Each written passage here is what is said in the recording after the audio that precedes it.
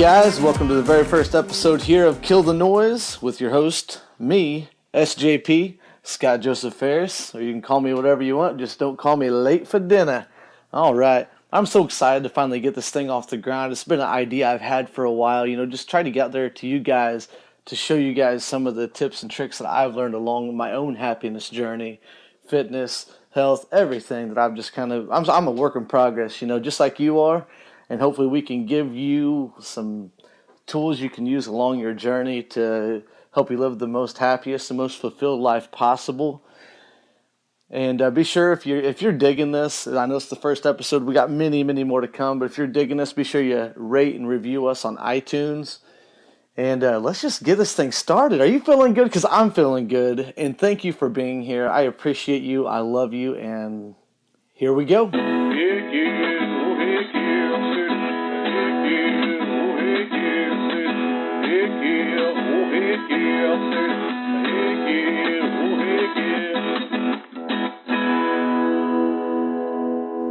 So today as I was walking into Walmart, there was a gentleman outside with a bucket taking donations for a certain cause. And in front of me was a mother and her, I'd say he's probably about 6-7 years old, little boy. And she handed him a $5 bill. The instant look on his face, I could tell like he was thinking, oh, mom's giving me some money. I'm going to be able to get something here at the store for $5. And so he was pretty excited about it. And she said, now with this $5, go give it to that man. You're going to help somebody else out. He seemed kind of confused for a second, but I think it hit him that he was going to be giving this man the money to go help the cause that he was there collecting for. And as he gave the man the $5, the gentleman shook the kid's hand and thanked him. And the kid just had this glow, he was so just happy. You could tell he was just so thrilled to give this guy the $5 that's going to go to a good cause and help maybe another kid out in a different situation than him. And that filled me with such a great appreciation just for humanity in general. Just something small. I mean, it was like a thing that lasted for like 2 minutes maybe. And but I think that just by the excitement I could see on the kid's face handing him that money, I could tell that he was just so thrilled. And just seeing little random acts of kindness like that, just makes me so happy. Like the great quote says, you can change the world with one random act of kindness at a time, So that deserves a big heck yeah, if you ask me.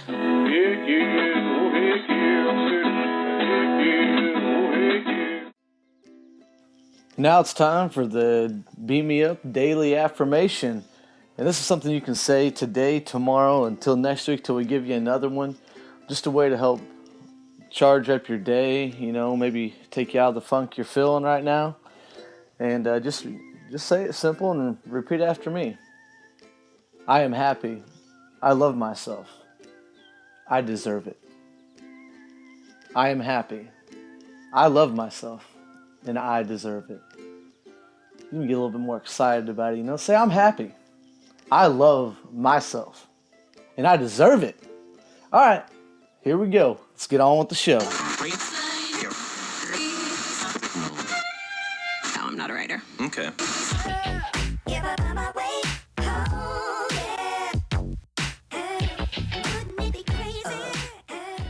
Tony Robbins says to raise your standards and change your life. Wow. I remember the first time I heard that, it was pretty profound because just the idea of being able to set a standard for your life and your own happiness and to not let the outside world really dictate that was kind of a hard idea to grasp at the time because it was a new idea. And as I'm telling you this, if you're hearing it for the first time, I mean, it's pretty wild to think that, that you can say, hey, this is what I want for my life, this is the way it's going to be, and this is how I'm going to make it happen. So one of the big things is a big question is why don't we set a standard for our own happiness? If we think that's crazy, ask yourself, why isn't it important? Why do we flood our minds with everyone else's wants and needs and not our own? It sounds selfish, but it's not. I mean, you have to love yourself in order to love somebody else and to make other people happy. You need to be happy first. Unless you're just faking it and being miserable, but that's the whole point of this podcast is to focus on different areas in life to improve for your own betterness, or betterment, as the scholars would say. So quick, just come with me on this little journey here, and picture this. I'm going to call this the happy truck, hence the name of the episode. You have one big truck that you drive in life, and you owe it to yourself to fill the bed of that truck up with as much happiness as possible. And sure, others will come in at times and try to steal from your truck, try to flood it with negativity or their own ideas in life. But you know what you want, what makes you happy, whether it be, some people say, well, money doesn't buy happiness. But I know tons of people that, if they go out and buy some clothing or buy a new thing for their vehicle, buy a new watch, anything, buy new strings for your guitar, buy a brand new laptop, buy a new camera for your photography ambitions you have. Whatever the case may be, you, to your core, need to find out what makes you happy. And whenever you do know what makes you happy, all the small stuff, keep filling that truck up. You can stack it as high as you want. You may get rid of some things that used to make you happy that don't anymore. Like for me, I used to be a huge fan of playing Nintendo 64, playing WWF No Mercy. And, that was like my world at one point years ago. I was a child then, but, I kind of took that out of my truck and added it with other things. But it's still something that makes me happy. It's a very nostalgic thing for me to do. But anyways, enough about the Nintendo 64 talk. Maybe we can do an episode on that. That would be a lot of fun. But in your happiness truck, you want to put as much as you can in there before anybody else comes and fills it with their ideas of what makes you happy. And there, like I said, there will be other people that will try to flood it with negativity and try to steal from it. But one of the big things, one thing that I struggled with personally in this whole journey of filling up my happiness truck was whenever somebody would come and bring negativity into my life. And so I'm like, how in the world do I tell this person that I love, hey, you're kind of making my day suck, which is messing up my happiness truck. So one simple way to deal with it is to sit down that person that's bringing that negativity into your life, and they may not even be aware that they're doing this to you because it's just such a habit. Sit that person down, and say, hey, you know what? I love you so much. You're very important to me. That's why you're in my life, I love you very much. But I've worked hard at filling up my happiness truck, piece by piece. And I can't let you come in and put even the smallest dent or hole in the bed of my truck and let that negativity creep in and suck out my happiness. And that sounds like a very selfish thing to say because it's like saying, you're not saying like, hey, your stuff doesn't matter or whatever spin you want to put on it. What it comes down to, it's very black and white. You've built your happiness truck up and filled it up as much as you can at the moment, and somebody else is coming in trying to lower that load or take it all the way off for that matter. That's what it comes down to, regardless of who it is or what the situation is. Now, if they have a situation that is a negative situation that they're talking to you about, you can handle it on the front there. But if it's not handled and dealt with right then and there, and it just keeps coming back and jumping back into the back of your happiness truck and be like, hey, I'm still here, mother effer. So you got to be able to try to talk to that person and let them know, that your happiness is also important as well as theirs, and you will talk to them about their issues and be there for them.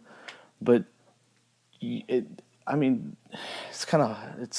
a weird subject because you can hurt somebody's feelings. But if they love you, they will understand and respect you and the fact that you're trying to be happy as possible and don't want this other negative stuff to come in and flood your happiness. It's a very tough subject, and we'll delve more into that later on in the episode. The main thing that I also think about in this whole thing and building your happiness truck up, you are the only person that has to deal with you 24 hours a day. So why not make you the most kick-ass person on a daily basis? Basically make you the most kick-ass you that you can possibly be on the daily. And then that, it will transfer over into the people you love. The more happy that you make yourself, the more that you're going to see everybody else around you just light up. You will have a different aura about you. There's no special drugs, no nothing. I mean, happiness is fueled by the best drug of all, my drug of choice, which is love. And love is a very, very powerful thing. It's made me a more grateful person and made me appreciate a lot more than I ever did prior to really focusing on what love is and how it's affecting others around me. Another way to, some people will be like, well, Scott, how do I figure out how to fill my happiness truck up? How do I put more happiness in the back there and keep it trucking along with me? You can come and, like I said, focus on the small things. Because, I mean, even dreams you had whenever you were a kid that you may have given up on. If you wanted to write a book and you love writing, why not start writing again? If you say, oh, I don't have time for that, take 5 minutes a day. Just write for 5 minutes. It can be in the morning before you go to work, before you go to bed. You can write anything, whether it be fiction, what you're grateful for, even journaling. Journaling is great for writers. I mean, you can bring back that inspiration that fueled you at that time whenever that's all you wanted to do. Same if you're a painter or anything, start painting again. Why'd you quit? Did bills get in the way? Well, get back in the way of those bills. Get back in the way of all the stuff that's taking your happiness away from you. I mean, you get one shot at this and one happiness truck to drive.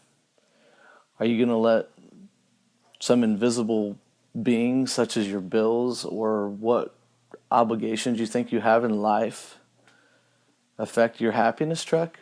You're just dragging yourself down and drowning yourself in misery if you're doing that. I know I've done it. I've been there. And I still say it's a daily struggle. It's something you need to be aware of. And that's another big thing, is to be aware of like what thoughts you're thinking in the very moment. If you have no idea like how your thoughts are affecting you, just 4 or 5 times a day, stop yourself, say, how am I feeling? What am I thinking? And those things always correlate. And to take the action of finding what your happiness revolves around and what your goals are and dreams.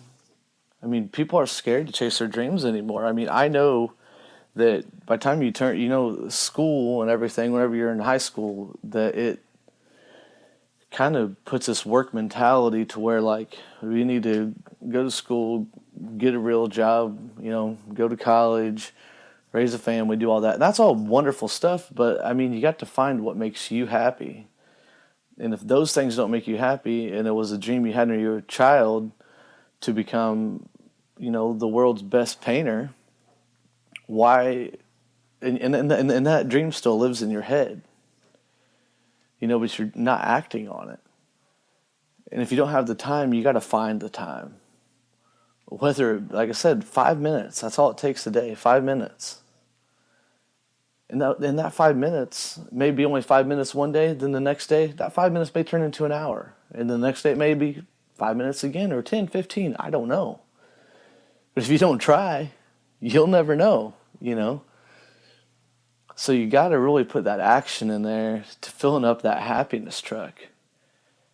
And just do a simple exercise of scratch a piece of paper, write down just 5 simple things that make you happy.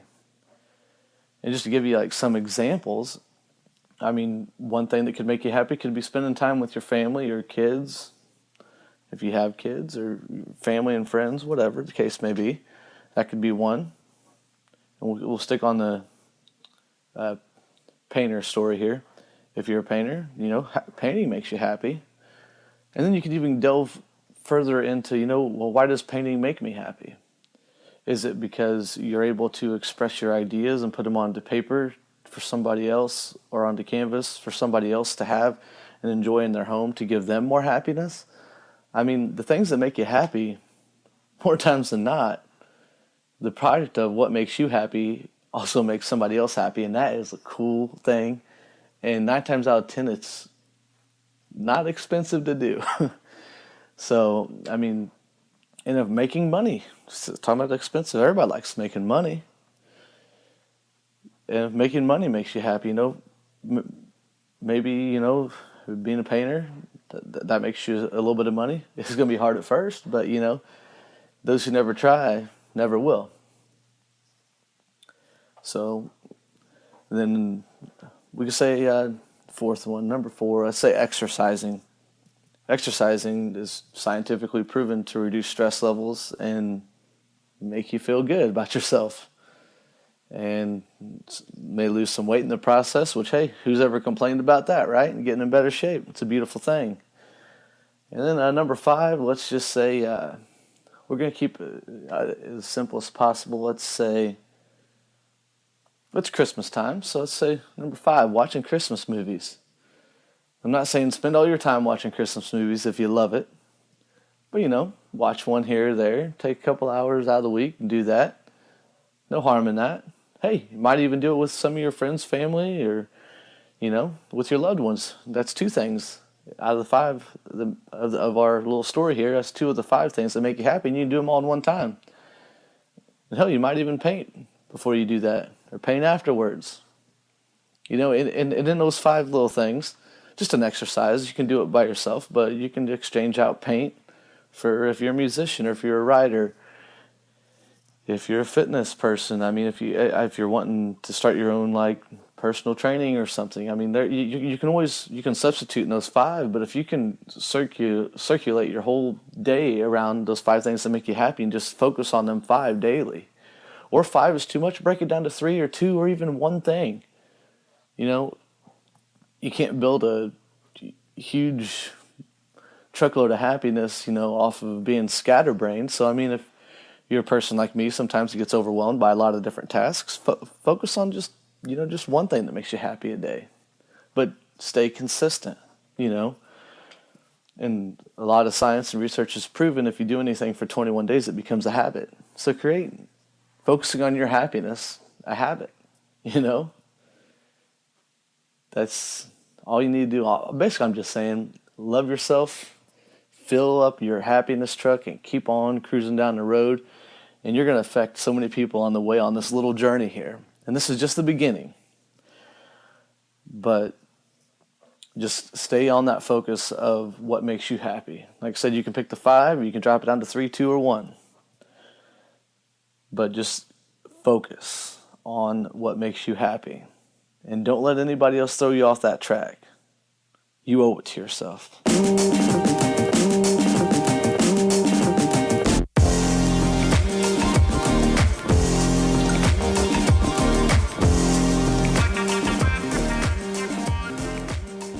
This week's book of the week is The Secret of the Ages, The Master Code to Abundance and Achievement by Robert Collier. That's Collier. It's one of my favorite books, and it talks about just different ways to unlock your mind, to find different ways to success, and some of them are a lot easier than what you think, and talks about different parts of your mind and how the subconscious mind works as well. It's very interesting, so I urge you guys to go check it out. That's The Secret of the Ages, The Master Code to Abundance and Achievement by Robert Collier.